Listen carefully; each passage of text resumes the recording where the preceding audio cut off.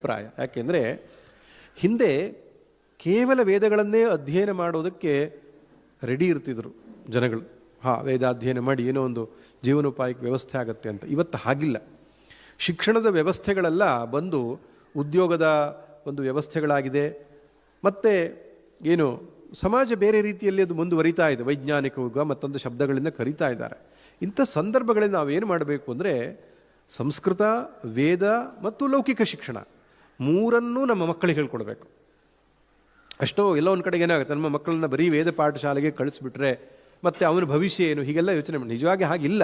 ಭಗವದ್ ಅನುಗ್ರಹದಿಂದ ವೇದವನ್ನು ಇದುವರೆಗೆ ಯಾರ್ಯಾರು ಕಲ್ತಿದ್ದಾರೋ ಅವರನ್ನು ದೇವರು ತುಂಬ ಚೆನ್ನಾಗಿ ಇಟ್ಟಿದ್ದಾನೆ. ಬದುಕಿಗೆ ಯಾವ ಸಮಸ್ಯೆಯೂ ಇಲ್ಲ. ಆದರೂ ಈ ಕಾಲಘಟ್ಟದಲ್ಲಿ ಇವತ್ತಿನ ಒಂದು ಮಾಡರ್ನ್ ಲೈಫ್ ಅಂತ ಹೇಳ್ತೇವೆ, ಎಲ್ಲಿ ಹಿಂದುಳಿತೇವೇನೋ ಅಂತ ಆ ಒಂದು ಸಂದೇಹಕ್ಕೆ ಎಡೆ ಇಲ್ಲದ ಹಾಗೆ ನಾವೇನು ಮಾಡಬೇಕಾಗಿದೆ, ನೀವು ಮಕ್ಕಳಿಗೆ ಇಂಜಿನಿಯರನ್ನಾಗಿ ಮಾಡಿ, ಡಾಕ್ಟ್ರನ್ನಾಗಿ ಮಾಡಿ, ಅಥವಾ IAS ಆಫೀಸರ್ನಾಗಿ ಮಾಡಿ, ಚಾರ್ಟರ್ಡ್ ಅಕೌಂಟೆಂಟ್ ಏನು ಬೇಕಾದರೂ ಮಾಡಿ, ವೇದ ಕಂಪಲ್ಸರಿ ಜೊತೆಯಲ್ಲಿರಬೇಕು. ಸಂಸ್ಕೃತ ವೇದ ಎಷ್ಟಾಗುತ್ತೋ ಅಷ್ಟು ಸಮಗ್ರ ವೇದಾಧ್ಯಯನ ಆದರೆ ಬಹಳ ಒಳ್ಳೆಯದು. ಶಿಖೆ, ಯಜ್ಞೋಪವೀತ, ಭಸ್ಮಧಾರಣೆ ಮಾಡಿಕೊಂಡು ಅಟ್ಲೀಸ್ಟ್ ದ್ವಿಕಾಲ ಸಂಧ್ಯಾವಂದನೆಯನ್ನು ಮಾಡತಕ್ಕಂತಹ ಒಬ್ಬ IAS ಆಫೀಸರ್ ಇರಬೇಕು, ಒಬ್ಬ ಇಂಜಿನಿಯರ್ ಇರಬೇಕು, ಒಬ್ಬ ಟೀಚರ್ ಇರಬೇಕು. ಅಂದರೆ ವೈದಿಕ ಜೀವನ ಶೈಲಿಯನ್ನು ನಡೆಸುತ್ತಿರುವ ಆಧುನಿಕ ವ್ಯಕ್ತಿ ಆಗಬೇಕು ಅವನು. ಹಾಗಾಗಲಿಲ್ಲ ಅಂತಿದ್ದ ಪಕ್ಷದಲ್ಲಿ ಒಂದು ವೇದದ ಮಹೋನ್ನತ ಉದ್ದೇಶವೇ ನಷ್ಟವಾಗಿ ಹೋಗ್ತದೆ. ಮನುಷ್ಯನನ್ನು ಕೃತಾರ್ಥನನ್ನಾಗಿ ಕೃತಕೃತ್ಯನನ್ನಾಗಿ ಮಾಡಬೇಕು ಅಂತ ಈ ಭರತ ಭೂಮಿಯಲ್ಲಿ ವೇದದ ಅಪಾರವಾದಂತಹ ಶ್ರೇಷ್ಠ ಜ್ಞಾನ ಬಂದರೂ ಅದನ್ನು ನಮ್ಮ ಮಕ್ಕಳಿಗೆ ಕೊಡದೆ ನಾವು ದೊಡ್ಡ ವಂಚನೆಯನ್ನು ಮಾಡ್ತಿದ್ದೇವೆ. ನೆನಪಿರಲಿ, ದ್ರೋಹ ಮಾಡ್ತಿದ್ದೇವೆ ನಮ್ಮ ಮುಂದಿನ ತಲೆಮಾರಿಗೆ. ಎಲ್ಲಿಯ ತನಕ ಉಪನಿಷತ್ತು, ಭಗವದ್ಗೀತೆ, ಶಂಕರರ ಚಿಂತನೆಗಳು ನಮ್ಮ ಮುಂದಿನ ತಲೆಮಾರಿಗೆ ನಾವು ಕೊಡುವುದಿಲ್ಲವೋ ನಾವು ಮುಂದಿನ ತಲೆಮಾರಿಗೆ ಮಾಡುವ ದ್ರೋಹ. ಈ ಬರೀ ಲೌಕಿಕ ಶಿಕ್ಷಣದಿಂದ ಜೀವನ ರೂಪಿತವಾಗೋದಿಲ್ಲ. ನೀವು science, physics, chemistry, computer science ತಿಳಿಯೋದ್ರಿಂದ ಬದುಕು ಆನಂದಮಯವಾದ ಜೀವನ ಆಗಲ್ಲ. ನಂಗೆ ಮ್ಯಾಥ್ಸ್ ಗೊತ್ತಿದೆ ಅನ್ನೋ ಕಾರಣಕ್ಕೆ ನನ್ನ ಆನಂದಮಯ ಜೀವನ ಆಗಲ್ಲ. ಎಷ್ಟು ನೋಡಿದ್ದೇವೆ ನಾವು.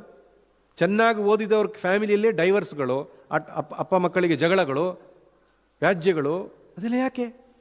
ಸಂಸ್ಕಾರ ಇಲ್ಲ. ಸಂಸ್ಕಾರ ಎಲ್ಲಿಂದ ಬರಬೇಕು? ಸನಾತನ ಈ ಸಂಸ್ಕೃತಿಯಿಂದ ಬರಬೇಕು. ಸನಾತನ ಸಂಸ್ಕೃತಿ ಹೇಗೆ ಕಲಿಸೋದು? ವಿದ್ಯೆ ಬರಬೇಕು. ಮೊದಲು ಅಧ್ಯಯನ ಆಗಬೇಕು, ಅಧ್ಯಯನದಿಂದ ಅನುಷ್ಠಾನ ಆಗಬೇಕು, ಅನುಷ್ಠಾನದಿಂದ ಸಂಸ್ಕೃತಿ, ಸಂಸ್ಕೃತಿಯಿಂದ ಬದುಕು.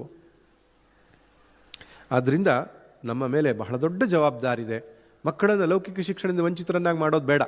ಯಾಕೆಂದರೆ ನಮಗೆಲ್ಲರಿಗೂ ಗೊತ್ತಿದೆ, ಲೌಕಿಕ ಶಿಕ್ಷಣ ಇಲ್ಲದಾಗಿದ್ದರೆ ಹೆಣ್ಣು ಕೊಡಲ್ಲ. ಇವತ್ತು ಒಂದು ದೊಡ್ಡ ಪ್ರಾಬ್ಲಮ್. ಇರಲಿ, ಅವರು ಆಫೀಸಿಗೆ ಹೋಗುವಾಗ ಪ್ಯಾಂಟ್ ಶರ್ಟ್ ಹಾಕೊಂಡು ಹೋಗಲಿ, ಬೇಜಾರಿಲ್ಲ ನಮ್ಗೆ ಆ ವಿಷಯದಲ್ಲಿ. ಆದರೆ ಮನೆಗೆ ಬಂದ ಮೇಲೆ ಪ್ಯಾಂಟ್ ಶರ್ಟ್ ಬಿಚ್ಚು, ಪಂಚೆ ಉಟ್ಟುಕೊಂಡು, ಶಿಖೆಯನ್ನು ಹಾಕ್ಕೊಂಡು, ಸಂಧ್ಯಾವಂದನೆಯನ್ನು ಮಾಡ್ತಾ, ನಿತ್ಯಕರ್ಮಗಳನ್ನು ಮಾಡ್ತಾ, ವೇದಪಾರಾಯಣಗಳನ್ನು ಮಾಡ್ತಾ ವೈದಿಕ ಜೀವನವನ್ನು ನಡೆಸ್ತಕ್ಕಂತಹ ವ್ಯಕ್ತಿಗಳು ನಮಗೆ ಬೇಕಾಗಿದೆ. ಅವರಿಂದ ಸಂಸ್ಕೃತಿ ಉಳಿಯುವಂಥದ್ದಾಗಿದೆ. ವೇದಕ್ಕೆ ತನ್ನ ಜೀವನವನ್ನು ಮುಡಿಪಾಗಿಡ್ತೇನೆ ಅಂತ ಹೋದವರಿದ್ದರೆ ಶ್ರೇಯಸ್ಸಾಗುತ್ತದೆ. ಹಾಗೆ ಹೋಗಬೇಕು ನಿಜವಾಗಿಯೂ. ಮೊದಲು